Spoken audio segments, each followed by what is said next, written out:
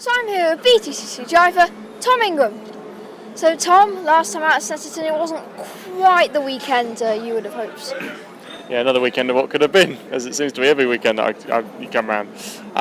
Yeah, hugely frustrating again, showing good pace, and unfortunately the luck, or the lack of luck that we've been having so far this year struck us again with the wheel falling off. So yeah, it was catch up from there really. Pace we were there, we qualified really well. Pace was there, unfortunately it just didn't quite turn out as we hoped it to. And it's a shame because you mentioned the weekends of what could have been, because if those weekends hadn't have happened, I think you could have had a few podiums. Yeah, I think you're right.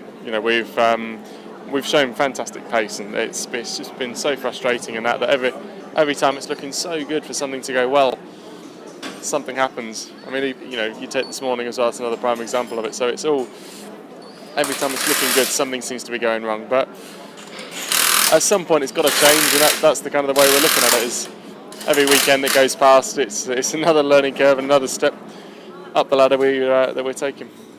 Now, on a positive note for this weekend, in Ginettas you won some races. Yeah, this was a good weekend for me last season. Obviously had a fantastic result, and I think we won the final race from starting about 7th, something like that. So yeah, last year was certainly a good result for us. So hopefully we might even be able to do the same again this year. Who knows? But we'll see. Now, unfortunately, obviously, I haven't actually been out to do much testing. What would you like the weather to do? Obviously, with that in mind. Yeah, it's going to be difficult. It's going to be the same for everyone. But I think the weather's going to be quite changeable. I think it's going to start off quite damp, and it's probably going to dry as the session goes on.